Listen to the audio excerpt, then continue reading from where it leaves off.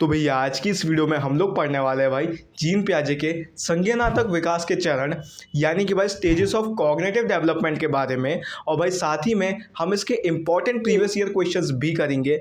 और अगर तुम्हें इस वीडियो के नोट्स चाहिए तो वो नीचे डिस्क्रिप्शन में मिल जाएंगे और नोट्स का जो पासवर्ड है भाई वो इस वीडियो के बीच में मिल जाएगा। तो भाई वीडियो को देखना ध्यान से। तो भाई चलते हैं वीडियो में।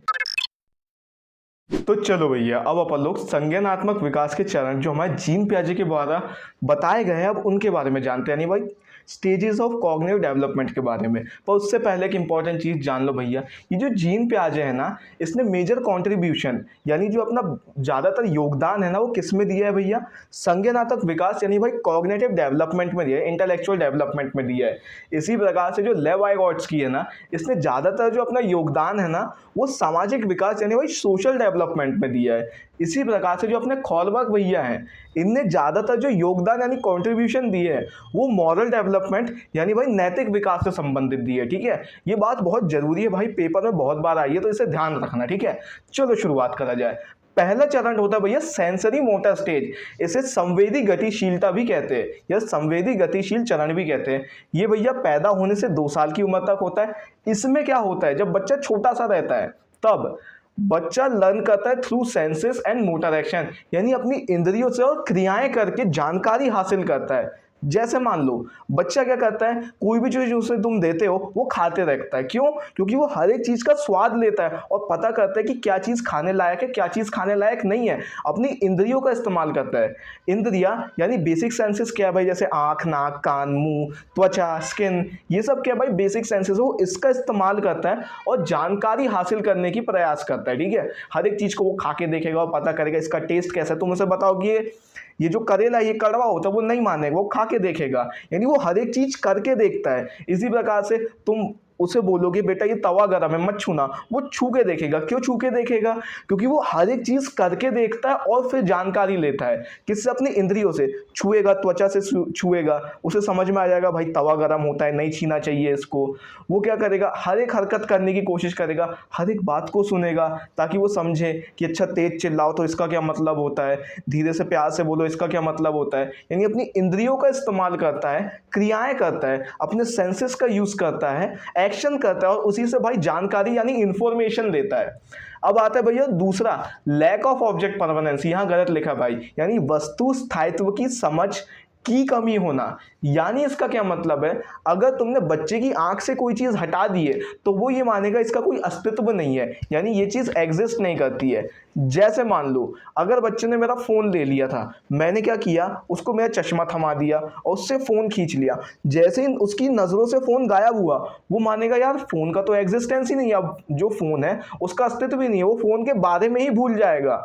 तो इसे क्या कहते हैं भाई, लैक ऑफ ऑब्जेक्ट परमानेंसी या वस्तु स्थायित्व की कमी होना। ठीक है, गोल डायरेक्टेड बिहेवियर, इस समय में लक्ष्य उन्मुख व्यवहार होता है। जैसे मान लो बच्चे को तुम कुछ भी करो वो कुछ ना कुछ करते ही रहता है, उसका एक लक्ष्य जो है वो सादगी रखता है। जैसे मान लो उसे कुछ खिलौना दिख गया तो उसकी तरफ जाने लगेगा, उसको मम्मी दिख गई वो उनकी तरफ जाने लगेगा, कोई नया व्यक्ति आया वो उसकी तरफ जाने लगेगा। तो ये क्या है भैया, गोल डायरेक्टेड बिहेवियर है, वो कुछ ना कुछ लक्ष्य साध लेता है और उसकी तरफ ही चलते रहता है। ठीक है, उसके बाद आता है भैया प्री ऑपरेशनल स्टेज, ये 2 साल से 7 साल की उम्र तक रहता है। ठीक है, इसमें क्या होता है, इसी को हम भाई पूर्व संचालन चरण कहते हैं। देखो ऑपरेशन को ही हम संचालन कहते हैं। ठीक है, तो पूर्व संचालन चरण कहते हैं इसको।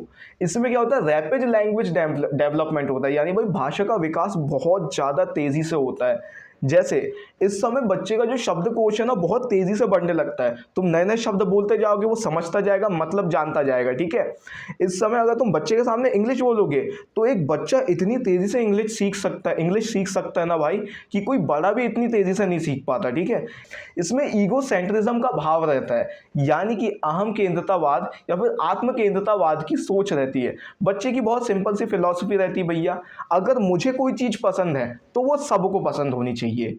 जैसे अगर मान लो मुझे खेलना पसंद है, बड़े लोग नहीं खेलते, बड़े लोग बहुत अजीब है, कितने अजीब लोग हैं, उनको खेलना नहीं पसंद। इसी प्रकार से मुझे आलू पसंद है, बड़े लोगों को क्यों नहीं पसंद, कितने अजीब लोग हैं, इन्हें आलू कैसे पसंद है। बड़े लोग सब सब्जी खा लेते हैं, मैं नहीं खाता हूँ, कितनी अजीब लगती है। तो बच्चा मानता है कि भैया मेरा जो दृष्टिकोण है, मेरा जो पर्सपेक्टिव है, मेरा जो एटीट्यूड है चीज़ों को लेके, वही बाकियों का भी होना चाहिए। अगर वैसा नहीं है, इसका मतलब वो अजीब है, ठीक है। बच्चे के अंदर एनिमिज्म का भाव रहता है, यानी जीवाद की भावना रहती है।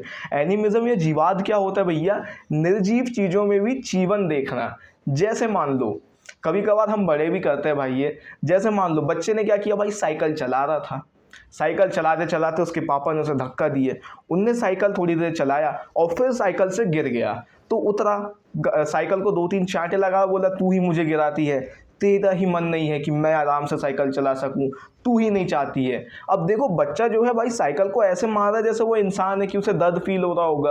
यानी बच्चे के दिमाग में क्या रहता है कि इस साइकिल के अंदर जीवन है, वो निर्जीव चीज़ों में जीवन देखते हैं। ऐसे ही तो होता है भैया, जैसे कारों से खेल रहे हैं बच्चे, गुड्डा गुड़िया से खेल रहे हैं, वो नीचे गिर गई तो उसे सहलाते रहते हैं कि कुछ नहीं होता, नहीं लगी चोट, चींटी काट गई। तो इसका क्या मतलब है, वो निर्जीव चीज़ में भी जीवन देखते हैं।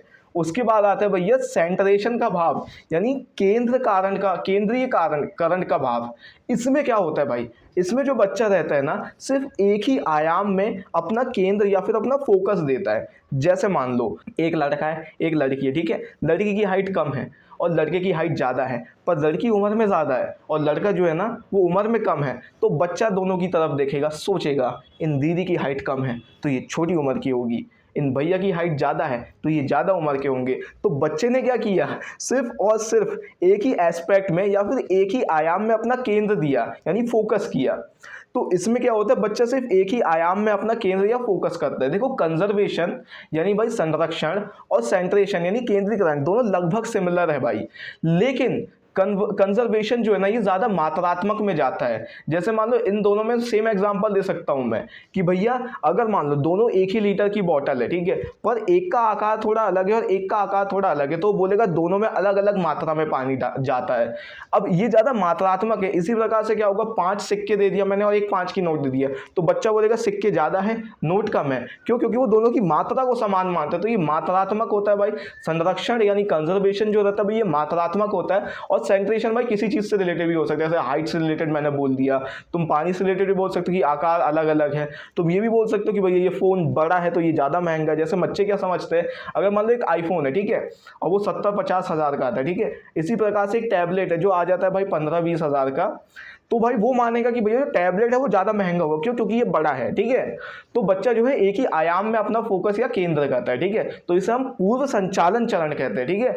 एक और चीज़ जोड़ सकते हो तुम इसमें कि भैया इसमें रिवर्सिबिलिटी यानी परिवर्तनशीलता की समझ नहीं होती है। वो ये नहीं मान सकता कि भाई परिवर्तन हो सकता है। अगर बर्फ से पानी बना है तो पानी से बर्फ बन जाएगा, वो ये मानेगा ही नहीं, ठीक है। फिर आता भैया कॉन्क्रीट ऑपरेशनल स्टेज, जिसे हम ठोस संचालन चरण कहते हैं, ठीक है। अब इसे याद रखने की ट्रिक भी बहुत सिंपल है भाई। ठोस यहाँ पे भी आता है और इसमें ठोस वस्तुओं की बात होती है, ठीक है। इसमें क्या होता है, बच्चा लॉजिकल थिंकिंग डेवलप कर लेता है, यानी तार्किक सोच जो है ना उसे बना देता है कि मेरे को इसके पीछे का तर्क दो, मुझे फालतू बात मत बताओ। अगर मान लो जैसे छोटा बच्चा है, ठीक है, फोन चलता है, उसने मान लो चलो चलता है, मैं उंगली से टच करता हूँ चल जाता है। लेकिन इस उम्र का बच्चा पूछता है पापा कैसे चलता है फोन, मुझे रीजन दो। वो हर एक चीज के पीछे तर्क मांगता है, और वो कॉन्क्रीट ऑब्जेक्ट्स यानी इवेंट्स को, यानी ठोस वस्तुओं को समझने में ज़्यादा उसको आसानी पड़ती है। जैसे मान लो तुमने उसे लिए ऐसे ला के दी, बेटा ये फ़ोन है, उन्होंने बोला ठीक है भैया ये फ़ोन है। बेटा ये खिलौना है, ठीक है भैया ये खिलौना है। ये माउस है, ये माउस है। यानी जब तक तुम उसे ठोस में वो चीज़ दिखाओगे नहीं, वो मानेगा नहीं। ये देखो जैसे ये माउस है, तो मैंने बोल दिया भैया ये माउस है, तो वो देखेगा अच्छा माउस ऐसा दिखता है। यानी तुम्हें उसे ठोस में वो चीज़ दिखाना पड़ेगा, तब जाके वो समझेगा। इसमें कंजर्वेशन का भाव होता है, यानी बच्चा जो है ना 5 सिक्के और एक मतलब 1-1 रुपए के 5 सिक्के और एक 5 की नोट दोनों को समान मान लेगा। 1 लीटर की बोतल 1 लीटर की बोतल, अब कैसा भी आकार का दो मान लेगा, दोनों में समान पानी आएगा, ठीक है। तो इसमें कंजर्वेशन का भाव आ जाता है, ठीक है। रिवर्सिबिलिटी हो जाती है, ठीक है। यानी अब वो मान लेता है अगर बर्फ से पानी बना तो पानी से भी बर्फ बन जाएगा, ठीक है। इसमें क्लासिफिकेशन यानी वर्गीकरण होता है, यानी भैया अब जो बच्चा है ना वर्गीकरण कर पाएगा, जैसे किसी चीज़ की समान विशेषताएं और किसी चीज़ की समान विशेषताएं, तो उस हिसाब से उन्हें वर्गीकरण कर देगा, यानी क्लासिफिकेशन कर देगा सिमिलर कैरेक्टरिस्टिक्स वाली चीज़ों को। जैसे मान लो लंबाई चौड़ाई हुई, तो वो क्या होता है, एक 2D ऑब्जेक्ट होता है जिसकी लंबाई चौड़ाई और ऊंचाई होती है, तो उसे हम 3D ऑब्जेक्ट कहते हैं। तो वो इस हिसाब से वर्गीकरण कर लेगा आराम से, ठीक है। इसमें सीरिएशन का भाव रहता है, यानी श्रेणीकरण हो जाता है। श्रेणीकरण मतलब भाई किसी भी चीज़ की श्रेणी बनाना या पैटर्न फॉलो कराना या उसकी सीरीज प्रिपेयर करना, श्रेणी बनाना। जैसे मान लो 2 4 6 और मैं बोलूँगा बच्चे को कि अगली बार क्या आएगा, तो बोलेगा 8 आएगा। क्यों? क्योंकि 2 की श्रेणी बढ़ती जा रही है, 2 से बढ़ता जा रहा है। इसी प्रकार से ABCD, तो बोलेगा अगली बार में आएगा E। क्यों? इसकी श्रेणी बन रही है, ठीक है। तो वो सीरीज को आराम से समझ पाता है। उसके बाद आता है भैया फॉर्मल ऑपरेशनल स्टेज। ये भैया 11 साल से ज़्यादा की उम्र में होता है। ये अपना होता है 2 से 7, 7 से 11 और ये 11 से अधिक में होता है। इसमें बच्चा जो है ना अमूर्त चिंतन यानी भाई एब्स्ट्रैक्ट थिंकिंग चालू कर देता है। अगर मान लो मैंने बच्चे को बोला, बच्चों मानो हमारी जो पूरी दुनिया है वो बहुत छोटे कणों से बनी है, जैसे हम परमाणु कहते हैं। यानी भाई हमारी जो पूरा वर्ल्ड है ना वो छोटे छोटे पार्टिकल्स से बने, जिन्हें हम एटम्स कहते हैं। तो बोलेंगे अच्छा ऐसा होता है, ठीक है भैया मान लिया। अब जो एटम रहता है उसके आसपास इलेक्ट्रॉन घूमता है, तुम उसे बोलोगे ऐसा होता है, उन्होंने बोला ठीक है भाई मान लिया। यानी बच्चा जो है ना भाई मानना चालू कर देता है। तुम्हें उस चीज़ को ठोस में लाके नहीं दिखाना पड़ेगा ये है एटम, नहीं तुमने बोले मान लो, उसने मान लिया। यानी वो एब्स्ट्रैक्ट खुद की इमेजिनेशन लगा पाता है, ठीक है। इसमें बच्चा साइंटिफिक प्रॉब्लम सॉल्विंग यानी कि भाई वैज्ञानिक समस्या समाधान के पीछे जाता है। अब जैसे मान लो इसका बहुत बढ़िया एग्जांपल होगा, तुमने बच्चे को बोले, जैसे छोटा सा बच्चा रहता है, तुमने उसे बोले ये जो तारे हैं ये क्यों चमक रहे हैं, वो पूछेगा। तुम उसे बोल दोगे बेटा तुम्हारी दादी है, तुम्हारी नानी है, तुम्हारे दादा है, तुम्हें देख रहे हैं, बातचीत कर रहे हैं तुमसे, इसलिए हो रहा है। अब तुम बड़े बच्चे को ये बोलोगे फालतू बात मत बोलो, मुझे साइंटिफिक रीज़न दो। फिर तुम बताओगे भैया कि एटमॉस्फेरिक रिफ्रैक्शन यानी वायुमंडल में जो परावर्तन होता है उसकी वजह से होता है। यानी अब वो क्या बोलेगा, मुझे साइंटिफिक रीज़न, मुझे इसका वैज्ञानिक कारण दो, ठीक है। इसमें डिडक्टिव रीजनिंग जो है ना चालू हो जाती है बच्चों की। अब पूछोगे डिडक्टिव रीजनिंग या निगमनात्मक तर्क क्या होते हैं। देखो ये जो निगमन है ना ये बहुत जरूरी शब्द है भाई, ये बहुत बार आता है, इसी को हम डिडक्टिव भी कहते हैं। इसमें क्या होता है, हम जनरल रूल से यानी सामान्य नियम से विशिष्ट उदाहरण की तरफ यानी स्पेसिफिक एग्जाम्पल्स की तरफ जाते हैं। जैसे मैंने बच्चों को बता दिया गुरुत्वाकर्षण का एक नियम होता है, लॉ ऑफ ग्रेविटेशन होता है, हर एक चीज़ नीचे गिरती है। अब बच्चा क्या करेगा, हर एक चीज़ को उठा के देगा, ये पेन है, अरे ये तो नीचे गिर गया, अरे ये लाइट है, ये भी नीचे गिर गई। यानी अब क्या होगा, वो समझेगा कि भैया ये जो नियम है ये सब जगह लग रहा है कि नहीं, यानी अपने अपने उदाहरण बना के देखेगा। तो इसी को हम कहते हैं भाई डिडक्टिव रीजनिंग, ठीक है। इंडक्टिव भी होती है, इसमें क्या होता है भैया हम उदाहरण से जनरल नियम की तरफ जाते हैं, ठीक है। बहुत जरूरी शब्द है ये। अब इसमें क्या होता है, बच्चा जो है ना इमेजिनरी ऑडियंस यानी काल्पनिक दर्शक बनाता है। वो ये समझता है कि हर कोई मुझे ही देख रहा है। जैसे मान लो उसने बाल कटा लिया या फिर मान लो उसके चेहरे में पिंपल्स आ गए, ठीक है, तो ये समझेगा कि हर कोई मुझे ही देख रहा है। अब देखो ये कुछ जगहों पर अच्छा भी रहता है कि बच्चा कॉन्फिडेंट फील करे कि हर कोई मुझे ही देख रहा है, कि मैं तो बहुत बेहतर हूँ, तो ये कई बार अच्छा भी होता है। लेकिन अगर तुम में कोई कमी हो जाती है तो तुम ये समझते हो कि हर कोई मेरी तरफ ही देख रहा है, कोई हंसेगा तो मेरे ऊपर ही हंस रहा है, कोई गुस्सा करे तो मेरे ऊपर ही कर रहा है, तो बच्चा समझता है कि मेरे को ही हर कोई देख रहा है, ठीक है। अपनी एक काल्पनिक दर्शक बना लेता है वो। इसमें भैया पर्सनल फेबल भी होता है, यानी भाई व्यक्तिगत कथा भी होती है। अब इसका क्या मतलब है, देखो इसमें बच्चा क्या समझता है कि मैं हूँ एक यूनिक पीस, एक एंटीक पीस। जैसे मान लो क्या होता है इसमें, वो मानता है कि सब लोगों के साथ ऐसा होता होगा, अगर वो पूरे साल भर ना पढ़े और एक रात पढ़े और फेल हो जाए, पर मैं तो यूनिक हूँ, मैं सबसे अलग हूँ, मैं तो पास हो जाऊंगा। नहीं भाई तू भी फेल हो जाएगा क्योंकि तूने नहीं पढ़ा पूरे साल भर। तो इसमें क्या होता है, बच्चा खुद को सबसे अलग मानता है। वो ये समझता है जो सामान्य नियम सबके ऊपर लगते हैं मेरे ऊपर नहीं लगेंगे, ठीक है। तो चलो भाई यहाँ पे तुम्हारे चरण जो है बढ़िया तरीके से खत्म होते हैं। एक बार फिर चलो भाई, सेंसरी मोटर की मेन बात याद रखना, वो अपने बेसिक सेंसेस यानी इंद्रियाओं का इस्तेमाल करके जानकारी हासिल करता है, ठीक है। और ये ऑब्जेक्ट परमानेंसी देख लेते, गोल डायरेक्टेड बिहेवियर देख ले, ठीक है। ऊपरी ऑपरेशनल यानी पूर्व संचालन में क्या होता है भैया, बच्चे का रैपिड लैंग्वेज डेवलपमेंट, बहुत तेजी से वो लैंग्वेज सीखता है, अपना अहम केंद्रतावाद रहता है, यानी जीवाद देखता है, सेंट्रेशन देखता है। याद रखना ये दोनों सिमिलर है, ठीक है, बस ये मात्रात्मक होता है, ठीक है। इसमें क्या होता है, कॉन्क्रीट ऑपरेशन में बच्चा लॉजिकल थिंकिंग चालू कर देता है, उसे कोई चीज़ कॉन्क्रीट में यानी ठोस करके दिखानी रहती कि भैया ये ऐसी दिखती है। कंजर्वेशन का भाव रहता है, रिवर्सिबिलिटी रहती है, क्लासिफिकेशन रहता है, सीरिएशन रहता है और डिसेंट्रेशन भी रहता है, ठीक है। फिर आता है फॉर्मल ऑपरेशनल, ठीक है, ये 11 से ज़्यादा की उम्र के लिए रहता है। इसमें एब्स्ट्रैक्ट थिंकिंग चालू हो जाती है, साइंटिफिक प्रॉब्लम सॉल्विंग, और ये देखो लो, ठीक है भाई, देख लेना तुम लोग। अब अपन लोग चलते हैं प्रीवियस ईयर में, तो चलिए भाई शुरू करते हैं। According to जीन पियाजे, which ability develops the formal operational stages? Jean पियाजे के अनुसार औपचारिक संचालन चरण में कौन सी क्षमता जो है विकसित होती है? तो चलिए देवी जी आप बताइए, फिर मैं तो बताऊंगा ही, पर जो भी है। तो चलिए देवी जी मैं जवाब देता हूँ, इसका जवाब जो है वो ऑप्शन नंबर सी है। क्योंकि मैंने आपको बताया था अमूर्त चिंतन जो है ये बच्चा अपने फॉर्मल ऑपरेशनल स्टेज में ही चालू करता है, ठीक है। तो इसका ऑप्शन नंबर सी है भाई, ठीक है। मैं तो बताता फॉर्मल ऑपरेशनल यानी औपचारिक संचालन में ये चालू होता है, ठीक है।